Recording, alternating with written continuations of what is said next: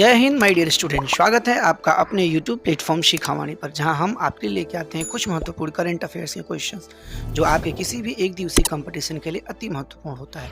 तो आज तारीख है 5 मई और उपस्थित हैं कुछ महत्वपूर्ण क्वेश्चंस के साथ। तो अपना समय बर्बाद किए बिना चलते हैं हम आज के प्रश्न की तरफ। हमारा आज का पहला प्रश्न है, हाल ही में विश्व प्रेस स्वतंत्रता दिवस कब मनाया गया? तो कब मनाया गया? 3 मई को विश्व प्रेस स्वतंत्रता दिवस मनाया गया।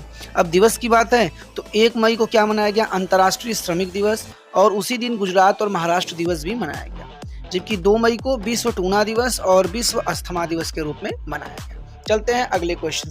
हाल ही में अरेबियन ट्रैवल मार्केट का 30वां संस्करण कहाँ शुरू हुआ? तो 30वां संस्करण कहाँ शुरू हुआ? दुबई में शुरू हुआ। अरेबियन ट्रैवल मार्केट का 30वां संस्करण दुबई में प्रारंभ हुआ। चलते हैं अगले क्वेश्चन तरफ। हाल ही में भारत ने किस देश को एक तेज गस्ती पोत और लैंडिंग क्राफ्ट सौंपा है? तो किस देश को? मालदीव को सौंपा है।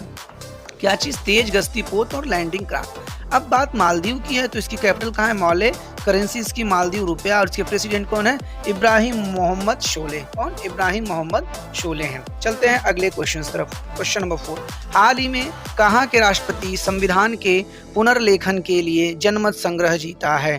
तो कहाँ के हैं ये? उज्बेकिस्तान के हैं, और इन्होंने राष्ट्रपति ने यहाँ पर पुनः लेखन के लिए संविधान को जनमत कराया था, जिसमें ये विजयी रहे, अर्थात उनको जनता का साथ मिला। तो चलते हैं उज्बेकिस्तान की तरफ। तो उज्बेकिस्तान की कैपिटल कहाँ है? ताशकंद। करेंसी उज्बेकिस्तानी शूल, और इसके प्रेसिडेंट शवाकत मिर्जियोयेव हैं। ठीक, चलते हैं अगले क्वेश्चन। क्वेश्चन नंबर 5, हाल ही में किस राज्य के सिमलीपाल टाइगर रिजर्व में एक दुर्लभ मेलानिस्टिक बाघ मृत पाया गया है? तो कहाँ का?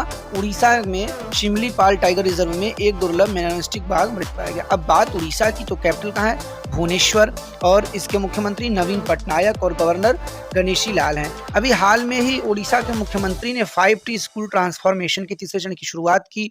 उड़ीसा ने मुख्यमंत्री ने भारत का पहला heavy lift logistic drone launch किया, और उड़ीसा भुवनेश्वर जून 2023 में इंटरकॉन्टिनेंटल फुटबॉल कप की मेजबानी करेगा। और उड़ीसा सरकार द्वारा गंधमर्दन हिल रेंज को बायोडायवर्सिटी हेरिटेज साइट घोषित किया है। चलते हैं अगले क्वेश्चन तरफ। क्वेश्चन नंबर 6, हाल ही में भारत और किस देश ने औद्योगिक अनुसंधान एवं विकास सहयोग पर समझौता ज्ञापन हस्ताक्षर किया है? तो किसने किया है? इजराइल और भारत ने औद्योगिक अनुसंधान एवं विकास सहयोग पर समझौता ज्ञापन सौंपा है।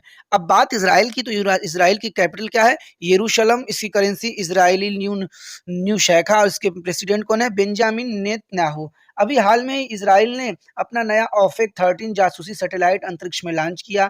अडानी ग्रुप ने इजराइल में हाइफा बंदरगाह का अधिग्रहण किया, और यूएई और इजराइल ने पहले अरब मुक्त व्यापार समझौते पर हस्ताक्षर किए, और इजराइल ने नई नौसेना वायु रक्षा प्रणाली सीडोमे का सफल परीक्षण किया। इतना चीज इजराइल के बारे में। चलते हैं अगले क्वेश्चन की तरफ। हाल ही में बिहार के बाद किस राज्य में पिछड़ा वर्ग संरक्षण शुरू हुआ? तो किस राज्य में हुआ? उड़ीसा में हुआ। अभी इसके पहले सबसे पहले कहाँ हुआ था? तो बिहार में हुआ था, और अब उड़ीसा में हुआ है। अब उड़ीसा में ही 3 जिलों में सोने की खान मिली है। उड़ीसा में 1300 साल पुराना बौद्ध स्तूप मिला है, और अभी उड़ीसा ने हाल में ही क्या किया है? मुख्यमंत्री ने वहां के 5T स्कूल ट्रांसफॉर्मेशन के तीसरे चरण की शुरुआत की। चलते हैं अगले क्वेश्चन तरफ। हाल ही में किसे बैंक ऑफ बड़ौदा का प्रबंधक निदेशक के रूप में चुना गया है? तो किसको चुना गया है? देवदत्त चंद को बैंक ऑफ बड़ौदा के प्रबंधन निदेशक के रूप में चुना गया है।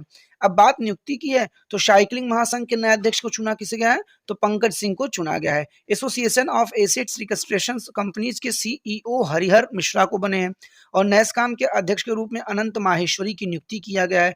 जबकि शांतनु राय को बीईएमएल लिमिटेड के सीएमडी के रूप में नियुक्त किया गया है। चलते हैं अगले क्वेश्चन तरफ। क्वेश्चन नंबर 9, हाल ही में मनोबला का निधन हुआ। यह कौन थे? तो कौन थे? यह एक अभिनेता थे जिनका निधन अभी हाल में ही हुआ है। चलते हैं अगले क्वेश्चन तरफ। हाल ही में अंतर्राष्ट्रीय मास्टर्स खिताब हासिल करने वाली 11वीं महिला कौन बनी है? तो कौन बनी है? वंतिका अग्रवाल अंतर्राष्ट्रीय मास्टर्स खिताब हासिल करने वाली 11वीं महिला बनी है। चलते हैं अगले क्वेश्चन तरफ।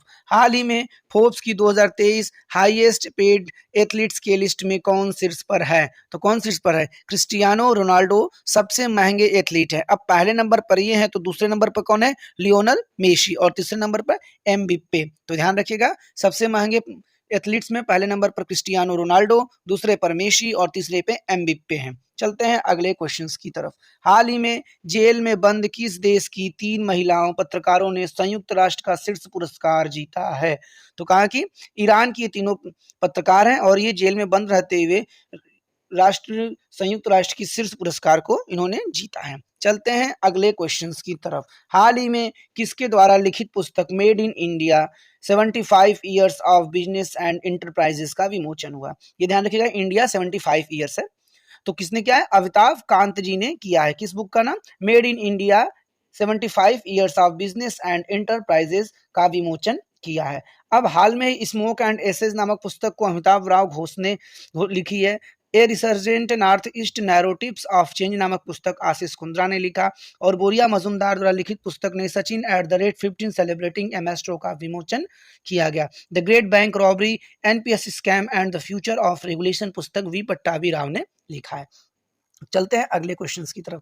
हाल ही में किसने विश्व स्नूकर चैंपियनशिप खिताब जीता है? तो किसने जीता है? लुका ब्रेशल ने अंतरराष्ट्रीय विश्व स्नूकर चैंपियनशिप खिताब जीता है। अब बात विजेता की है, तो अभी हाथ में ही विद्या बालन को लता दीनानाथ मंगेशकर अवार्ड मिला। तो याद रखा, विद्या बालन और आशा भोसले, ये दोनों को लता दीनानाथ मंगेशकर अवार्ड मिला है। और वीरता पुरस्कार पाने वाली पहली महिला आईएएफ अधिकारी दीपिका मिश्रा बनी और उत्साह पटनायक को मैल्कम अधिशेषिया पुरस्कार 2023 से सम्मानित किया गया है। ठीक, चलते हैं अगले क्वेश्चंस की तरफ। हाल ही में एसीसी मेंस प्रीमियर कप किसने जीता है? तो किसने जीता है? यह नेपाल ने जीता है। नेपाल ने जीता, तो नेपाल ने किसको हरा के जीता है? तो ये यूएई को हराकर जीता है। अब बात नेपाल की है, तो नेपाल में अभी जीत गढ़ी पर्व मनाया गया। नारायण प्रसाद सऊद ने नेपाल के नए विदेश मंत्री के रूप में कार्यभार संभाला और Nepal international big cat alliance की संस्थापक सदस्य बना और घोड़ों का त्योहार घोड़ो यात्रा नेपाल के ललितपुर में मनाया गया। इसकी कैपिटल कहाँ है? काठमांडू है। चलते हैं अगले क्वेश्चन की तरफ। हाल ही में जारी वर्ल्ड प्रेस फ्रीडम इंडेक्स में कौन सा देश शीर्ष पर रहा है? तो कौन सा देश शीर्ष पर रहा है? नॉर्वे शीर्ष पर रहा है और ये लगातार 9वें वर्ष शीर्ष पर रहा है, जबकि भारत 161वें स्थान पर रहा। ये कितने देशों? तो 180 देशों की सूची जारी होती है जिसमें भारत 161वें स्थान पर है। 2022 में 150वें नंबर पर था, जबकि श्रीलंका 135वें नंबर पर है। भारत की स्थिति पत्रकारिता फ्रीडम वाले में बहुत खराब होती जा रही है। पिछले साल 150 पे थे और इस बार 161वें पर हैं। चलते हैं अगले क्वेश्चंस की तरफ। हाल ही में किसने 70वें कमांडर चीफ के रूप में पदभार संभाला है? तो किसने संभाला है? साजू बालकृष्ण ने संभाला है। किसने? साजू बालकृष्ण ने संभाला है। चलते हैं अगले क्वेश्चंस की तरफ। क्वेश्चन नंबर 18 और आज की लास्ट क्वेश्चन। हाल ही में कोरियन स्किन केयर ब्रांड लेनीज ने किसे भारत के लिए फर्स्ट ब्रांड फेस के रूप में साइन किया है? तो किसको किया है? आथिया शेट्टी को कोरियन स्किन केयर ब्रांड लेनीज ने भारत के फर्स्ट ब्रांड फेस के रूप में साइन किया। चलते हैं अपने अगले event history of the day. आज तारीख है 5 मई और आज के कुछ महत्वपूर्ण क्वेश्चन ऐतिहासिक घटनाएं। आज ही के दिन सुरेंद्र नाथ बनर्जी ने 1883 में जेल जाने वाले पहले पत्रकार बने। अर्थात जेल तो बहुत लोग गए थे, लेकिन पत्रकारिता के लिए जेल जाने वाले पहले कौन बने? सुरेंद्र बनर्जी बने थे। पेरिस में रेड क्रॉस सोसाइटी की स्थापना आज ही के दिन 1919 में हुआ। महात्मा गांधी को 1944 में जेल से रिहा कर दिया गया और एवरेस्ट की चोटी से पहला टेलीविजन प्रसारण 1988 में किया गया। प्रसिद्ध जर्मन दार्शनिक, अर्थशास्त्री और वैज्ञानिक कार्ल मार्क्स का जन्म 1818 में हुआ था और सिखों के तीसरे गुरु अमरदास का जन्म 1479 में हुआ था। फ्रांसीसी सैन्य अधिकारी और राजनीतिक नेता नेपोलियन बोनापार्ट का 1821 में निधन हुआ था। इसी के साथ हमारा आज क्लास खत्म हुआ। अगर आपको क्लास अच्छा लगता है तो लाइक, कमेंट, शेयर, साथ ही साथ सब्सक्राइब करना ना भूलिए। और आपको अगर फ्रीडम प्रेस वार्ता वाला देखना है तो आप चैनल के कम्युनिटी पोस्ट पर जाकर देख सकते हैं। इसी के साथ thank you for watching this video with you Gaurav sir.